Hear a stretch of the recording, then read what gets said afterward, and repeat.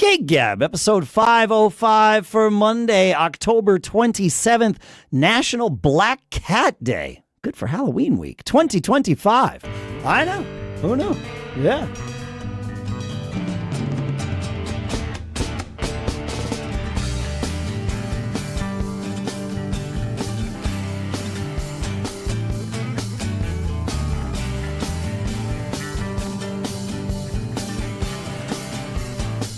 Greetings, folks, and welcome to Gig Gab, the show by, for, and about working musicians. As usual, here in Durham, New Hampshire, I'm Dave Hamilton.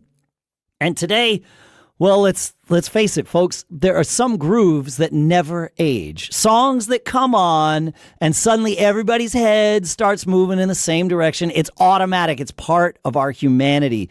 The band behind those grooves changed the shape of funk and soul, influenced hip-hop, and kept the fire burning for decades. And even now, after all that time, one of the original architects of that sound is still up there on stage, keeping it alive and pushing for the recognition his band has more than earned. We are talking about the drummer who helped define that Ohio pocket, the heartbeat of hits like Skin Tight, Fire, Love Roller Coaster.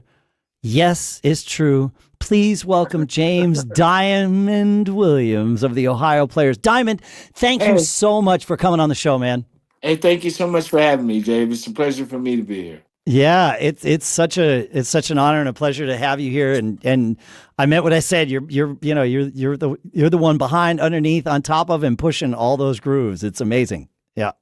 Well, I had a little bit to do with the beat. I tell you that. You know, after looking at Dick Clark a few times when I was growing up, and he would ask people, "What'd you like about that song?" And people would say, "I like the beat." I said, "That's something to think about." So I need to like good beats. The beats, yeah, the beats. Yeah. Well, let's start there. Do you remember the moment when you realized that people were like dancing to something that you played, like hearing it on the radio and noticing that from behind the kit? I knew that. I grew up playing with bands and stuff like that. Sure. You know what grooves are. You know when people get into a groove and a certain song comes on and the floor gets packed because of either the beat or the rhythm of the song or whatever. And I knew, upon getting with this band, what that feeling was like having a song and playing songs with being a top 40 band. Yeah. That would occur. So when Skin Tight came out, and really more Skin Tight than Funky Worm. I got with the band when Funky Worm first got out, and that was like a novelty song. Wasn't as much of a dance song as it was with the sound effects and the weird, the Moog sound and all that. But Skin Tight had a groove. Okay, that was a definite groove. And upon seeing that and people coming out dancing to that, I knew we were onto something. Yeah, I'll play a little bit of Skin Tight there, but.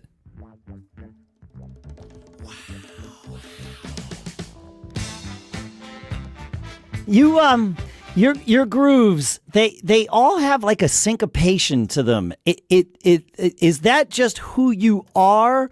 Was there intention behind that? Because there's always like the push and pull, a syncopated push and pull when I'm listening to and trying to copy your grooves or trying to listen to them. They're not just driving four on the floor. No, they're not. That comes with the influence of that I had with my dad's love for jazz and getting me involved with jazz and being taking me to jazz labs when I was daggone 9, 10 years old. And I was playing with jazz people, gigging with them by the time I was 14, 15, knowing all the standards and all that stuff. But it also came from 10 years of private lessons, you know what I mean? All City Orchestra, All City Band, music scholarships in the summertime for the best musicians in Ohio at Miami University that I attended 5 years, a year early. Just had to do with a lot of music and a lot of love for music. That's where the difference. The marching of the drum and bugle corps. I was the drum captain from the time I was 16 years old till I was 21. The drum and bugle corps, pretty large drum and bugle corps here in Dayton, Ohio. So all of that influence, came about in making of who I became. Yeah. Okay, that makes sense. Yeah. Yeah. When especially that marching stuff, you're learning all that syncopation and it becomes second nature after a Exactly. while. Exactly. Yeah. Yeah. Interesting. Interesting. You know all those rudiments, great. You know all those rudiments you play, along the way and all that kind of junk. You know what I mean? Learning Yeah, and whatever. You being a drummer, you know I what I'm do. talking about. I Of do. course you do. Okay. We hated those rudiments at first, and then Yeah. like there's a switch that flips where it's like, oh, this stuff is hip. Like like there's cool things that now it's like it's almost like I never thought about this before, but it's almost like the Karate Kid, right? With wax on, That's wax right. off. That's Like, right. Absolutely. No doubt about it. No doubt about it.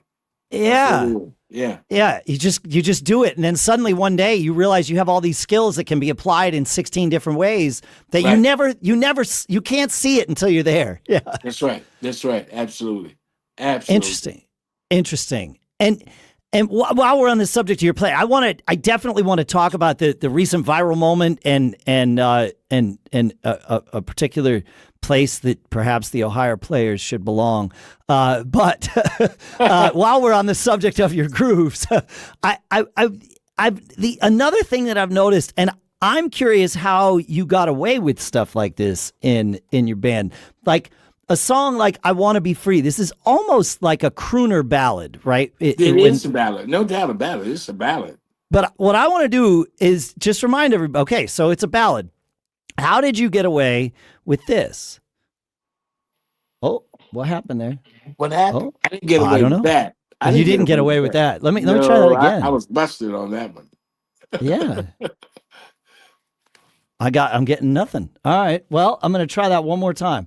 Let's see, because there's an intro to this song that I think is atypical for a ballad. So let's try it.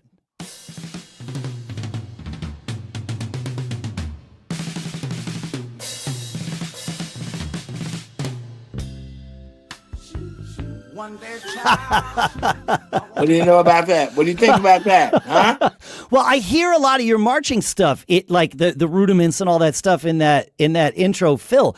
But that's a heck of a long intro fill and a fairly bombastic intro fill for what turns out to be a pretty epic ballad. How'd you convince them to let you do that, first of all? They is the enemy is I. Okay, that's how they said. You know who the enemy is? It is I. Listen, Sugarfoot, Billy Beck, and myself wrote 99.9% of all the songs with the Ohio players. Yeah. So involved in writing that song, "I Want to Be Free," we're going over the rhythm and we're leaving the chorus out. The intro to the chorus. We're just practicing the verse and the hook or whatever. You know what Sure. I mean? Playing it. And I asked Sugarfoot. I said, "Sugar," I said, "Who's going to take the chorus?" He said, "You take the chorus." I said, "No more said." Okay, nothing else has to be said. That was the first take. All those songs, all those solos on that take was the first take solo. Okay, for me. Amazing. Okay, and I Amazing. put it in the rhythm of a marching beat type form so people could actually start to feel the beat before I came in with the beat. Okay, I wanted to establish the beat by playing dump, rump, rump. You know what I mean? You start to Yeah, hear the meter of where we're going. for sure. And it breaks down to half the tempo, but that's all Ohio players. I mean, we wrote songs like nobody in their business wrote songs. R&B bands, pop bands, no rock bands, no other bands wrote like Ohio players. I'll say that. I'll ring our bell. Ding, ding, ding, ding, ding. Any other bands wrote Contradiction, Little Lady Maria, Angel, and a bunch of others? No. Only Ohio players. Dang, dang, dang, dang, dang. The Yeah. only R&B self-contained band in the world. It's amazing. Yeah. Those songs. You're right. Totally self-contained. You weren't pulling in session players. I mean, my guess is you did occasionally, maybe, but the core of the band was you. Players. We never brought in another drummer. I can tell you that. Okay. I like that. But we did use a couple other session players, of course. Sure. Yeah. But yeah, the core. You're right. The core of the band. That's atypical, especially for the time. That's right. Yeah. I No other never band. really No thought other about it that band. I way. mean, the titles we wrote, the music that we wrote behind those titles, the musicality that was contained Yeah. within those songs, they all have some kind of corollary. Okay, we didn't just write R&B songs. We didn't just write shake your butt songs or shake your booty songs, or And after our first pop hit, which was Fire, that was an R&B song. Of course, you know that that was an R&B Yes. song. We purposely, did I say purposely? We purposely wrote a hit, a pop hit, and that was Love Roller Coaster. We said, the three of us again, Sugarfoot, Billy Beck, and myself, after Fire went pop, we said, now we're going to write a pop hit. That wasn't a pop hit. We're going to write one. How about that? Somebody being so daggone vain that they said they were going to do something, and then being so pernicious and confident that they did it. I mean, it worked, right? Like, it's like there's that Hey, groove. it worked. Love Roller Coaster worked. You tell me about it if it didn't work. I tell you I, another thing. With every art, with Everybody knows every this song. Yeah, and within the first 10 minutes, the 10 seconds of Ohio Player songs, you know who they are. it's true. The Yep. first 10 seconds of our songs, you know who it is. It is true, man. Like, yeah. So, okay, this is all very fascinating to me. I mean, there's a lot of bravado in what you guys did. Clearly, a band that says we're going to write a pop song, a pop hit, and then you go and do it. But you deliver. So, that works out okay. That's all fine, right? Yeah. Uh, yeah.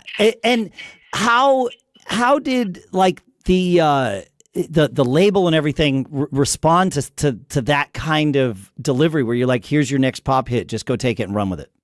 Hey, you know what? When we first signed with Mercury, Yeah. BTO, Bachman Turner Overdrive, was the first. They were the hit band within the company. Okay, they had, when you walked into the company, the big mural. Bachman Turner Overdrive on the Yeah. wall. Glass mural. Just lovely. And we went in there, and as you said, we were kind of forward. We were headstrong. We knew what we wanted to do. We knew we needed a record company at that time. When Mercury gave us and granted us the privilege of representing them, we told them that we needed nothing from them but their money.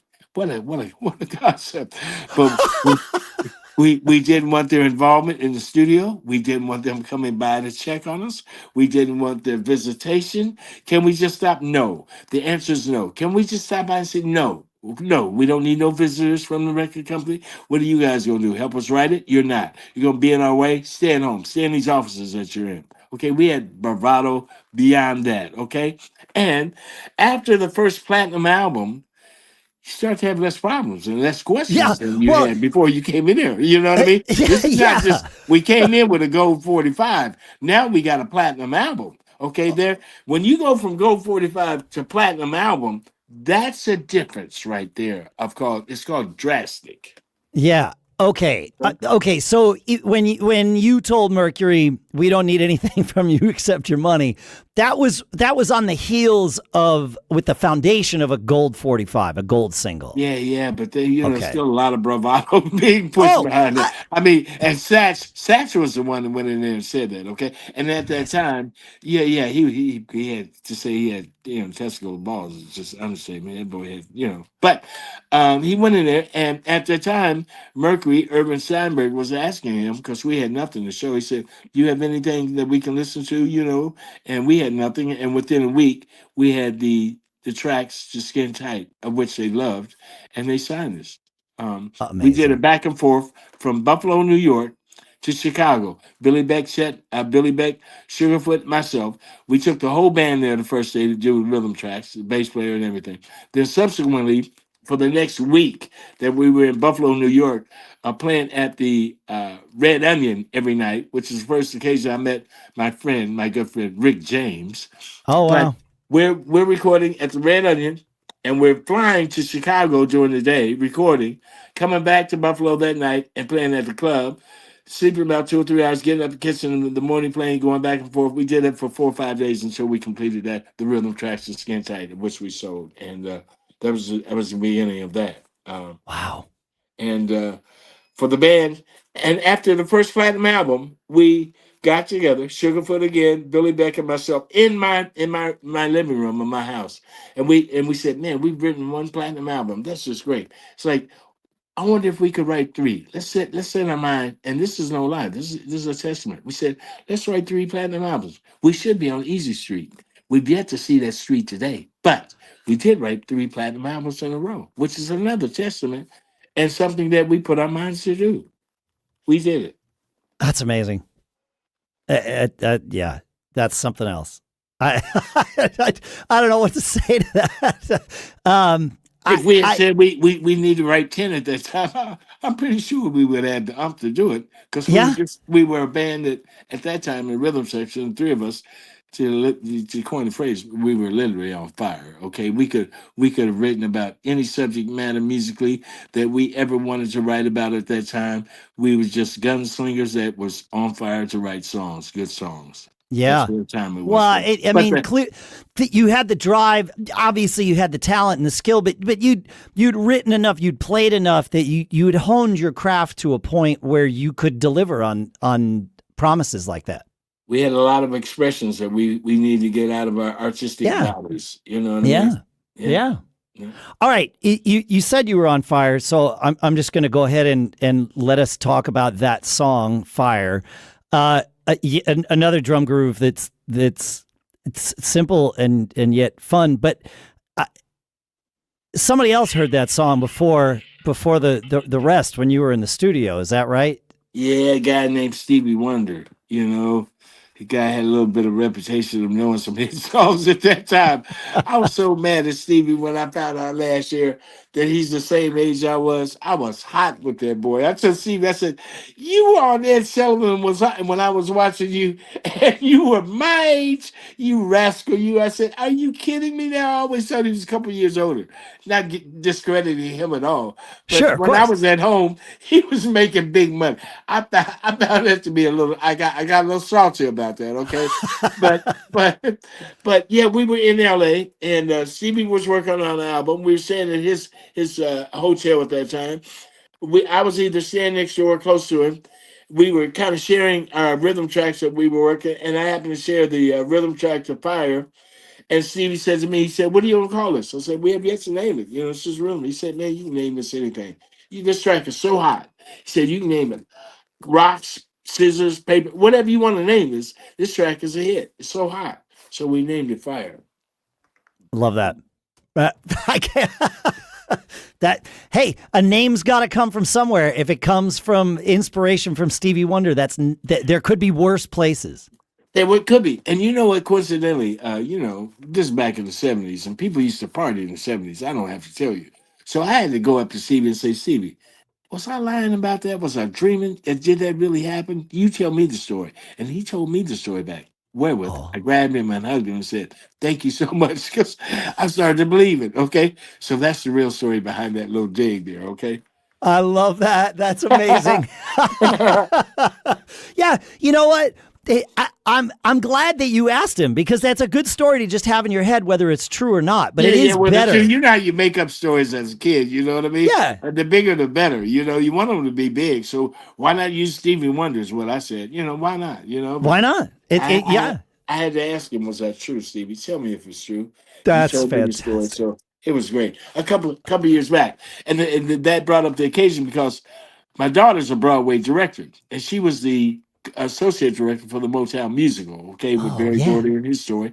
She's also the director for the Wiz that's out right now. The Wiz that's out. My Yeah. daughter directed that Wiz. Congratulations. That's amazing. Thank you so much. She's the first Black female director on Broadway in 30 years, I should say. And she also co-directed the Notebook that's on Broadway, okay? Yeah. With Michael Oh. Greif. So I'm quite proud of her. I got another daughter, it's the HR director over a medical facility here. And that's my daddy's two girls, okay? They're doing quite well, and they take care of me very well, all right? That's outstanding. I am so But happy to throw hear that. in, 'cause, yeah. Throw that little shovel in, okay? Oh And, no, I just had my daughter on the show. We celebrated 500 episodes, and that right? and I had her on the show, and she and another guy named Mike Schulte kind of interviewed me for the thing. So we're all about celebrating family here. I'm all right. I'm glad to hear it. yeah. That's great. That's great. All right. There has been there was this viral clip on Instagram of a live version of "I Want to Be Free," Uh-huh. and it went huge, right? And I mean, I think that's probably why your PR team reached out to me and said we should get Diamond on the show.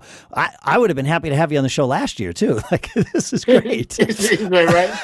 Yeah, but like that has exposed your music to, I think, a new, a younger audience.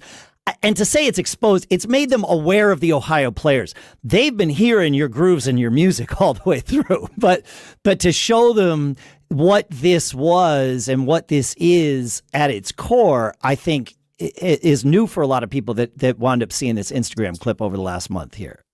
Oh yeah, and not only that, but I mean, it's been for years. We were at a hotel. I don't know, it was down south somewhere. Band traveling around, Sure. and we get on this elevator. It's a bunch of girls. Their soccer team. It's a bunch of girls, and one of their advisors says, "You know that song y'all like by the Red Hot Chili Peppers?" They say, "Yeah, yeah, yeah." We roller coaster. They said, "This man right here wrote that song." They looked around like, "Are you kidding me?" No, So I mean, it's all kinds of awareness that goes on, and there's just tons of people that have written, and covered our songs, which is just amazing. Okay, Yep. but when you get groups like the Red Hot Chili Peppers and some other people, Snoop and Tupac and groups like that, and even D'Angelo, who just recently passed, covered a couple of our songs. It's just truly amazing. We're truly flattered by all that stuff. But yeah, Yeah. it's been a wonderful ride.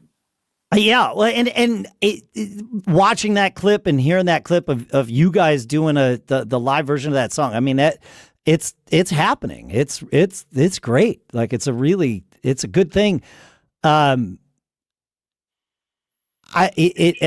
heard you talk about your I'm trying to think about how you said it. I think talking about the Rock and Roll Hall of Fame, you said once something to the effect of, once you saw the Beastie Boys go in, you thought, well, why not the Ohio players? Why not you?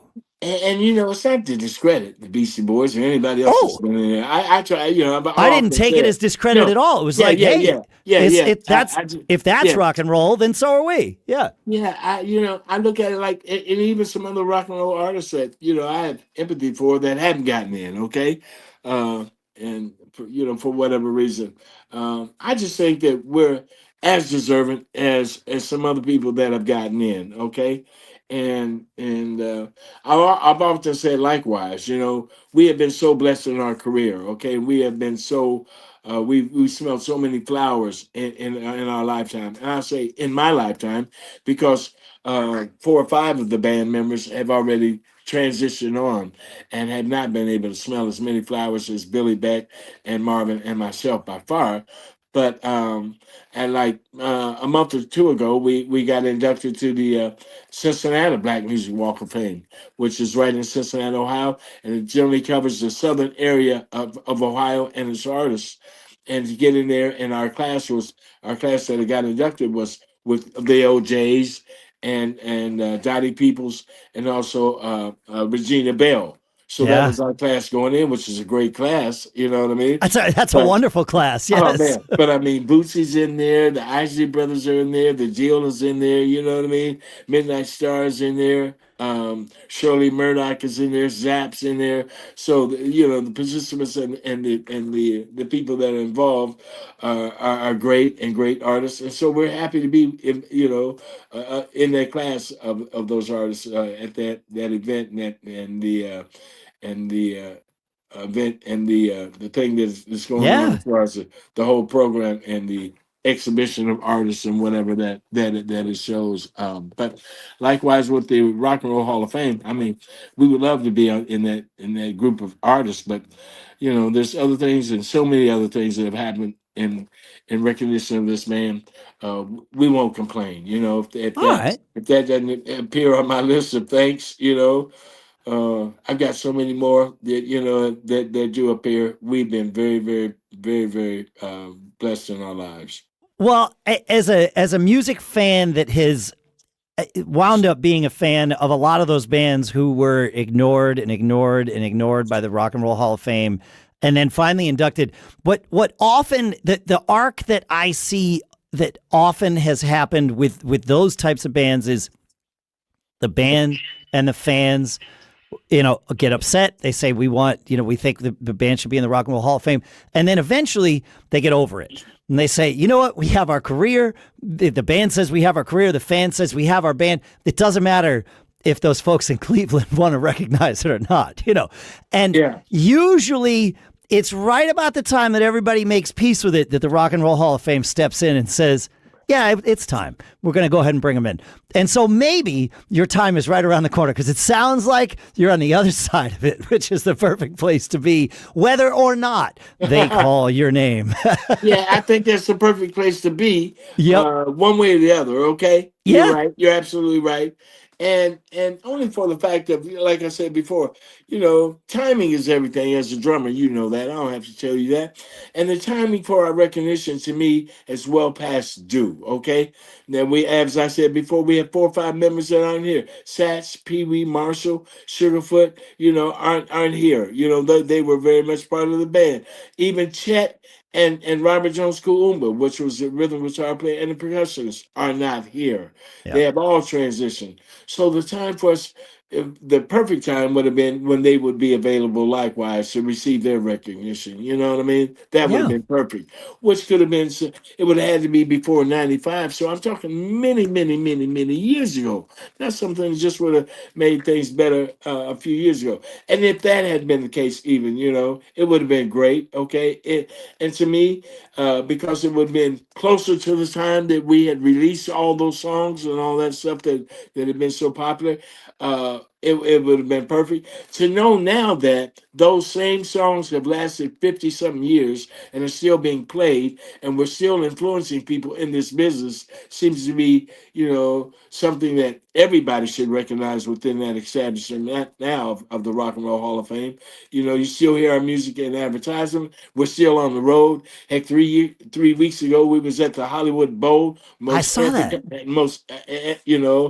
Iconic daggone amphitheater in the United States with Dave Koz, 17,500 people. We did our thing. They think people said we turned it out, and we did. So, I mean, what else can happen? We're still moving around. We're still influencing. We're still doing a great job. And there's still lights, on the horizon for us. So we have to tell people, listen, it's not over for the Ohio players. So don't close the door on us. Don't close the door.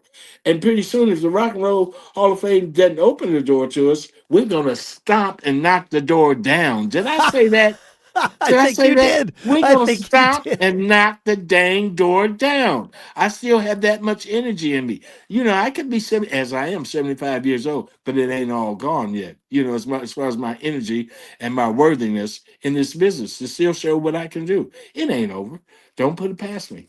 No, I would not. Watch out. I would not put it past you, Diamond. No, you still have that fire and that bravado that you talked about all those years ago that got you started. And I think there's a lesson in that for all of us that you gotta have it and you gotta keep pushing for yourself. You advocate for yourself. You know what you're doing as an artist and keep driving that forward because you are your best advocate. You can have a manager, I'm sure you do. You can have people working for you they're promoting you and all that, but you drive the bus on them. You give them the direction. Yeah. Yeah, I drive the bus, Dave. I do everything. I pat the babies. I kiss, I clean and bottle wash. I sweep the floors. And I literally mean that. That is not a joke. I have driven our bus many, many years. I've driven a tour bus. I've done all those things that I talked about. So, and I am the manager. So that's sweet. There you go. Yeah, there you go. I'm ringing our bell. Somebody's got to ring the bell, and if you're not ringing it, then nobody's going to do it. That's right. That's right. Nobody can do it better than me. I tell you that. 52 years of service. Well, and it's infectious too. People are attracted to confidence, and people want to join a cause, right? And so, if you are confident about your own cause, people will join your cause. But if you're like, well, if you want to say something nice about us, go ahead and do it. I'm not going to be the one. Then no one's going to be the one in Right. most cases. Right. Yeah. I agree. And that's just human nature 101. That's just how 101. that's That's how right. it is. That's how it is. Speaking of human nature, I'm really curious. Clearly, everybody in this band has this fire to different degrees and implemented in different ways.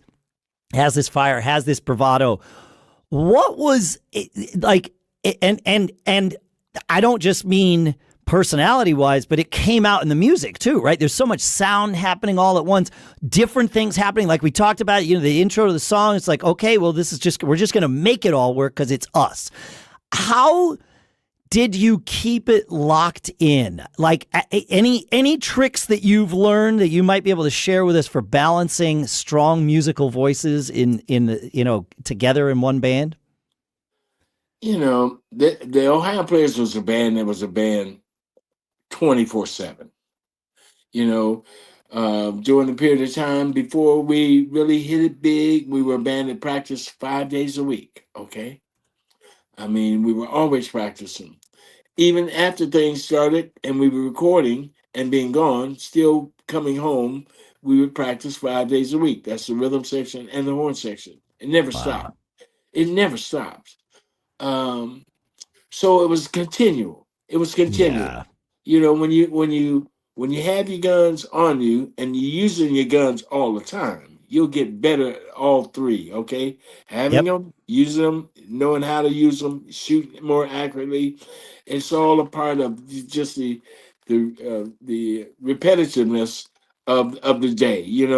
It's a repeat of things that you're doing every day. That wax on, wax off. Okay, the slow process of how that builds up the confidence and the stamina. Stamina is one thing, and then confidence enough to be able to is another. And you'll get the confidence after you see what that stamina has brought about. Okay, Yeah. and that's like because to me, being new in the band, and my first album was the Ecstasy album.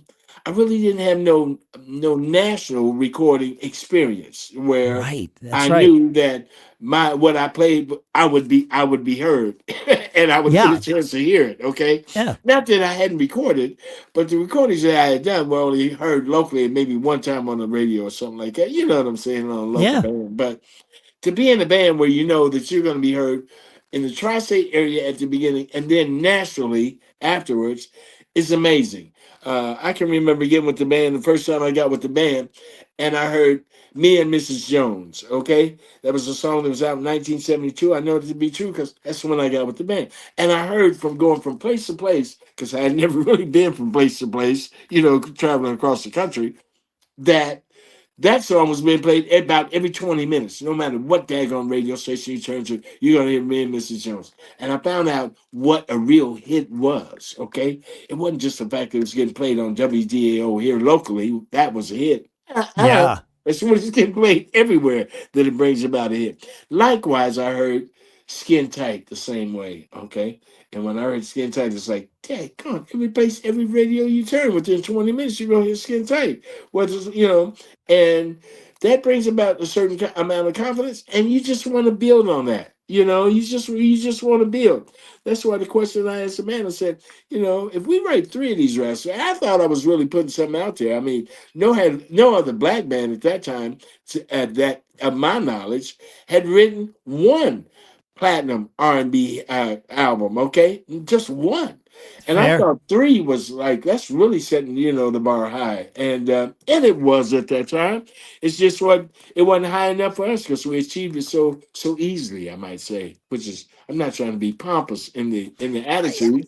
Yeah, I don't want to say, I mean, I don't want to take away from the hard work. I know why you say you achieved it easily, because other people can put in the same amount of work or double the amount of work and not get that result. You were fortunate in that the hard work that you put in was recognized and it wound up being in the right place, partially, I'm sure, by your own efforts, but also sometimes things just align, and the work you were doing happened to fit with, what Mercury wanted to do at the same time. And so there was a synergy there, right? That lifts it up. It's all about preparation. It was all That's the the 10 thing. years of private lessons. It was all that daggone practice, that hour practice every day. It was that time when my dad, I was in you know how you go want to play basketball in the seventh grade, seventh, eighth grade. Well, I thought I wanted to play basketball, Dave, and I had a basketball game one day, knowing that my father and we had talked about, being the due diligence of practicing every day was my responsibility. And I'm sitting on the bench and I see this finger look at me like this, and I said, "Yeah." I went over there and said, "Yeah, Dad." He said, "Did you practice today?" I said, "No, I didn't practice today." He said, "Take that uniform off and go home and practice." You think that was slightly Wow. embarrassing? Do you hear me? But he knew my ability wasn't in basketball. That's first of all because I was on the bench. But Yeah, you weren't on he didn't call you yeah, from the court, did yeah, he? yeah. That's He right. didn't call me from a corner jump shot. Okay, he called me from the bench. I want to mention that. Okay, but he knew my prowess and ability was playing drums. I had ability in that, and he sent me home to do something that he knew I had a love for. I told him and expressed that I had a love for, and look at where I am today. Okay, being named Rolling Stones number 72nd, best one out of 100 drummers of all time. That's where I am today. And so, in that practice and all that preparation, we had built up enough ideas and stored enough ideas to be able to write. And prepare, and we were prepared to write. Billy Beck, likewise. I mean, playing keyboards.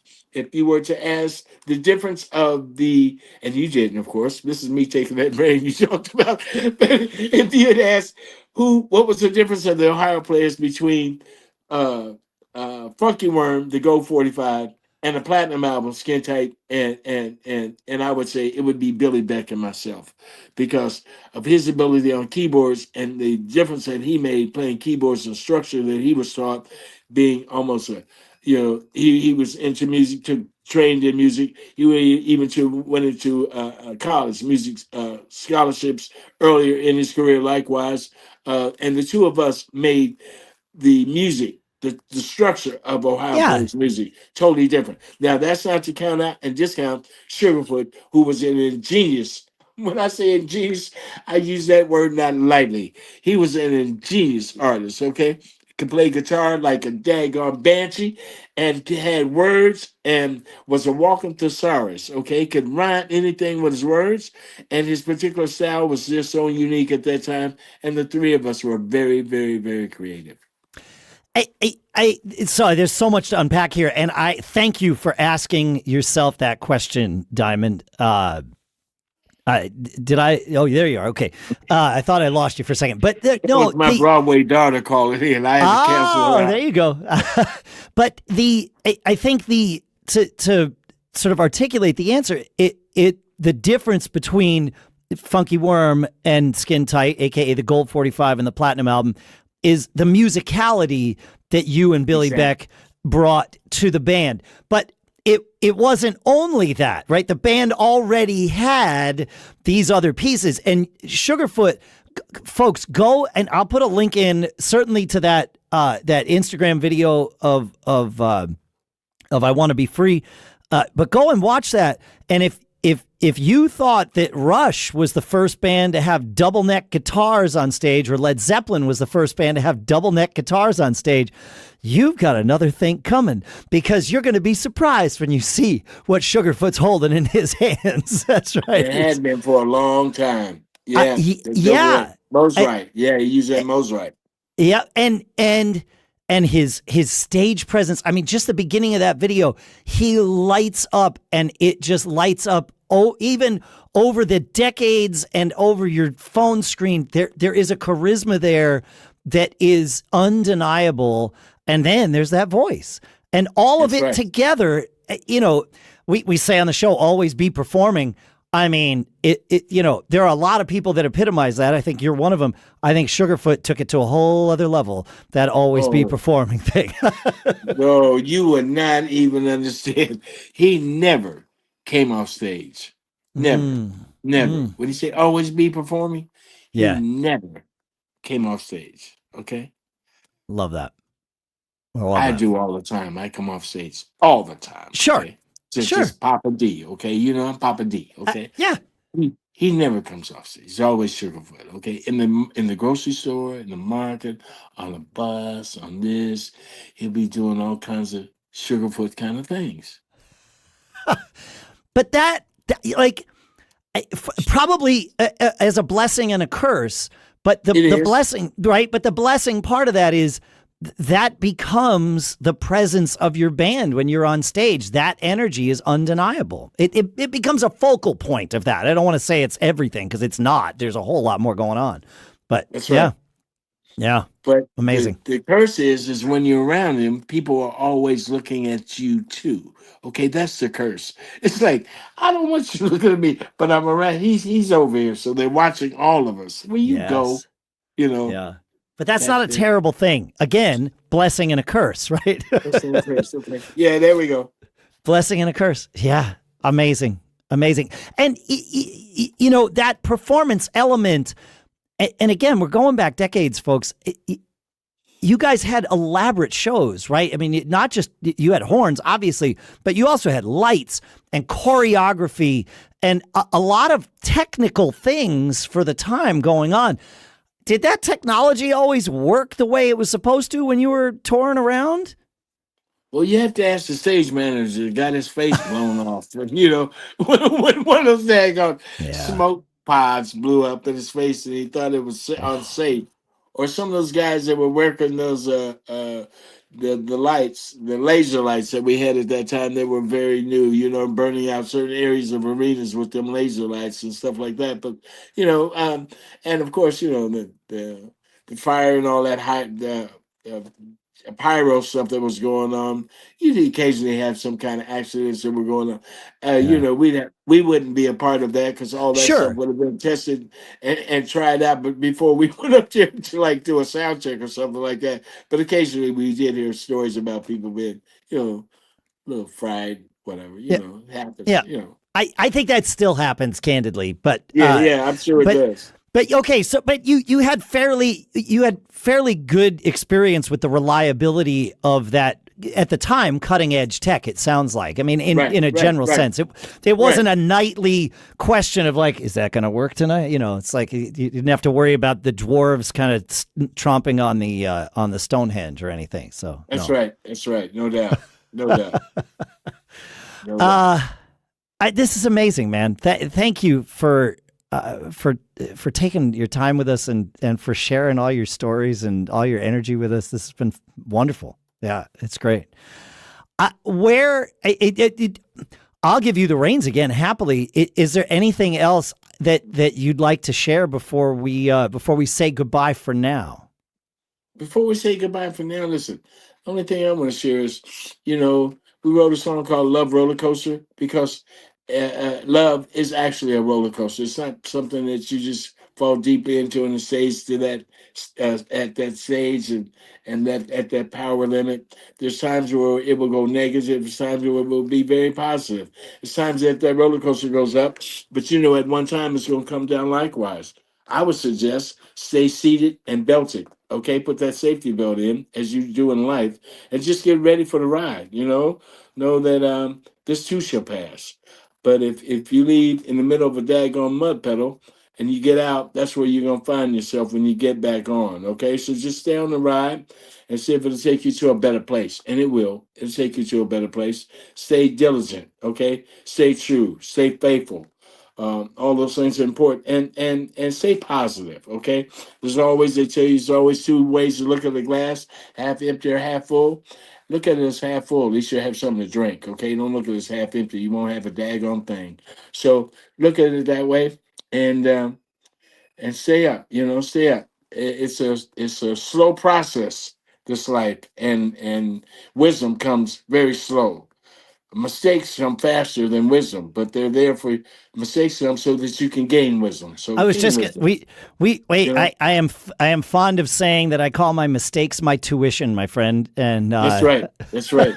Yep. That's right. That- There's no doubt about this it. is great advice for music and for life in general. Really, yeah. Thank you. Right. Yeah, it's good Right. stuff. Yeah, yeah. Amazing, Diamond. where if people want to follow you, are you online? I mean, I can point them to the Ohio Players official website, of course, and I will. Yeah. So is And we're on that's the right place? Instagram, we're on Snapchat, we're on Yeah. all that stuff. I have somebody monitoring those pages for us.